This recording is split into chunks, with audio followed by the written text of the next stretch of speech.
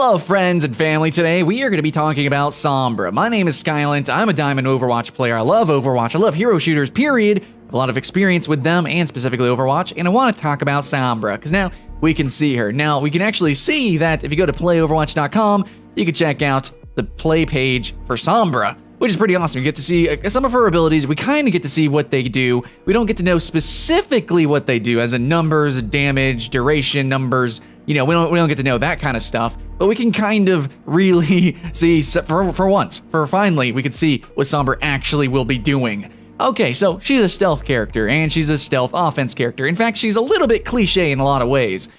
She's a hacking, close-range, stealth assassin type character. She does focus on disables, kind of, a little bit, a lot of it, but in the end, she's still an assassin-y type character, and she's going to be played like that. She's not a support, she's an offense character. She's going to be annoying, probably very similar to Tracer. Maybe she doesn't have quite the kill potential as Tracer, a little bit more on the supportive side, being able to shut down ultimates and everything, but what I think we're going to be seeing is Sombra is still going to be played kind of like the solo queue champion here. She's just going to be played by a bunch of people who are just going to main Sombra, okay, just like Genji's, right? People are just going to spam Sombra and just going to be wrecking solo queue. That's because it's kind of hard to counter stealth in these kind of game, or any team-based game, even MOBAs with those stealth characters. It's hard to counter stealth characters, and the one thing that does counter is teamwork. And generally, actually, if you see, stealth characters they don't invade every single competitive match. However, you will quite frequently see them in solo queue matches, because the one counter to them is going to be teamwork.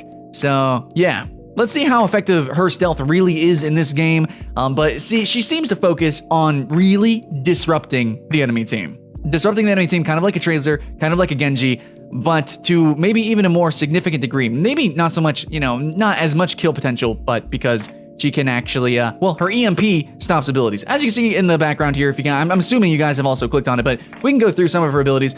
She has an SMG, so there's the close range killing potential. It's not like she has a bomb or anything. She has an EMP though, which is an AoE nuke that, I don't think it does damage exactly, but it's a nuke as in like, it's a big AoE that's gonna stop abilities entirely. You can't use abilities, and it will cut them out halfway. Now, it's the same as Hack. Hack is just a single target one, though. As you can see, little strings come out from her gauntlet here, from her gloves, and just stop abilities. So, yeah, that's pretty good. It's good. Basically, she's going to be great even against McCree, which normally should be good against her. She's going to be able to jump up on McCree, hack him so that he can't use his stun on her, and then just destroy him, potentially. And that's going to be pretty much for any character, except for tanks, maybe? Maybe some tanks, maybe like Roadhog, she might be able to destroy Roadhog, because Roadhog won't be able to heal. Won't be able to do anything to counter her. So she's going to be somebody that's just really good alone, solo, and probably against a lot of teams. And I think we really need her in the meta, but we'll talk about that later. So, yeah, so she's got a machine gun, she has the hack, she has the Therm Optic camo. So this is something that I guess we need to talk about just a little bit here, is the camo specifically is called Therm Optic. So right here, I think what we're seeing is her view, and we're seeing her teammate's view with this Therm Optic camo. I don't know how the camo is actually going to work in-game. Is it going to be perfect camouflage? Is she literally going to be invisible? Or is there going to be a slight haze that we will be able to see, like in Heroes of the Storm, another Blizzard game that has stealth characters?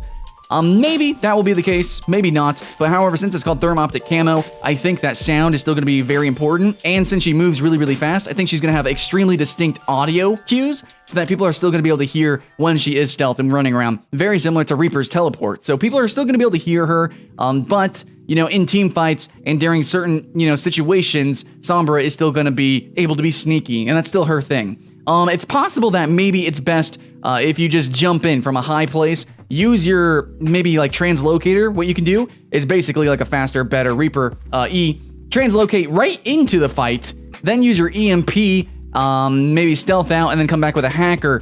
Who knows, man? You can actually be really aggressive with her because she does have the translocator. And yeah, you might want to stealth out of situations. That's a character called Skye in a game similar to Overwatch called Paladins, is just like that. She has 2 stealths. So you want to stealth in, do some damage, use your bomb, and then stealth out. So yes, Sombra is actually probably going to be a similar archetype to Skye. And maybe, I'm going to say Ricky from Dota 2 as well, because he's a disrupting stealth character that has a very simplistic damage style. It's very single target. So yeah, Sombra's going to be the same thing. AoE disruption, but single target damage, so you can kill, you know, one support, or maybe two supports if you're really good. So yeah, I think actually he's going to play very similarly to Ricky Maru from Dota 2, if you guys know what I'm talking about.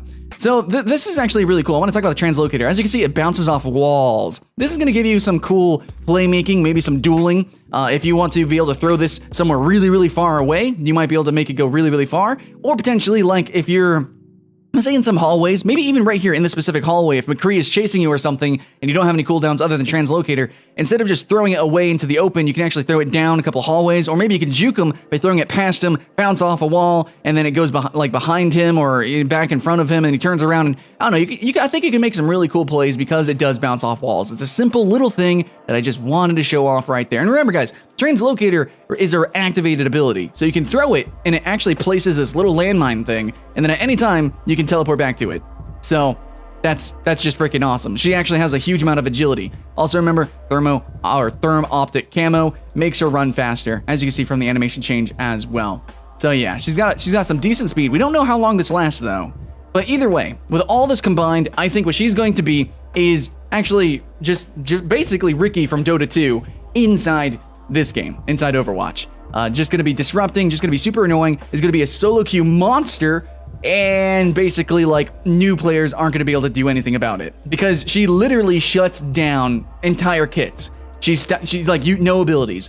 By the time you can use abilities again, I'm going to kill you if I'm a good shot. If I'm in a good position and if I'm a good shot, if I'm just not if I'm an average player, I'm going to kill you, and that's just going to be the case. Is that a good thing? Is that a bad thing? Honestly, there's a huge amount of controversy with so many different stealth characters in so many different games, especially FPSs, where the name of the game is aiming and having counterplay in every opportunity. But since this is a hero shooter, it's awkward, right? So I remember in Dirty Bomb, the new Phantom character essentially broke the entire game. It really did. That was my favorite character, by the way, but it broke the game. A lot of people are really mad at Skye and Paladins. So yeah, and Stealth in Gigantic is also a little bit awkward too. But in Overwatch, I think Overwatch has the potential to make a really good stealth character, especially since this one isn't fully focused on just assassinating people. It's got a little bit more support with taking out the abilities first. But then again, if you're in a 1v1 situation, you're gonna kill them. So yeah, I don't know, it's pretty cool. I think it's somebody that we need also in the meta. Right now we have people, the whole game actually is really just kind of ult focused. Like, I mean, they're already trained to change the ults to be like, they charge, all ults across the board charge 5% longer. They take a little bit longer to actually accrue the points to use the ultimate. And we have new characters like Ana, which can kind of shut down certain ultimates. And really the game overall is just very ult based. Okay, whoever has the most ults land and, you know, all that good stuff. So it's pretty cool to have a character that can kind of, you know, mess with that formula. So maybe we're going to see new characters that aren't so reliant on ultimates, and we're going to see more characters, just overall more flexibility, because Sombra is going to be added to the equation here. I think it's going to happen with any new character. It's going to always change around the equation just a little bit, but Sombra specifically is tackling a problem that is really prevalent in the meta, so maybe it's going to be exciting. But remember, guys, solo queue, those first couple of weeks, it's going to be hell. Just, you guys remember when Bastion was out, right? I mean, well, he's still out, but you know what I mean. Like, when Overwatch was first coming out, Bastion was just the bane of everyone's existence, right? Okay, that's gonna happen again with Sombra. I promise you. It's happened in every game previously with other Invis heroes. Sombra is gonna be the same, especially because her kit is so, like, literally anti-fun. Like, you can't do anything, I'm gonna shoot you in the face. Yeah, so, anyways, I'm excited for Sombra. I'm gonna play the shit out of her, and I just wanted to talk about Sombra. We can actually go to the play page, the playoverwatch.com page, and check out all the stuff, but again, you're not going to really learn too much. You can't see the numbers or anything. You can learn her story, though, which is pretty cool. And I suggest, if you haven't seen it, check out the animated shorts and the origin story little cartoon thing there. Pretty awesome, pretty awesome. I will be playing her on the PTR as soon as it comes live, I think next week. And we're also getting a new map, too, an Antarctic map. So get hyped for that, guys. And I will be covering more Overwatch since I am Diamond, and I do very much enjoy this game. And, well, I'm just going to join the fray of all the copy-paste news channels. So hopefully, though, I can give you some insight. Yeah, hopefully learn something. I don't know, guys. Whatever. Just a casual thing there. Hey, Sombra. Pretty cool stuff, guys. Hope you get hyped for Overwatch. Keep the hype alive. Have fun. And I'll see you guys in the next one.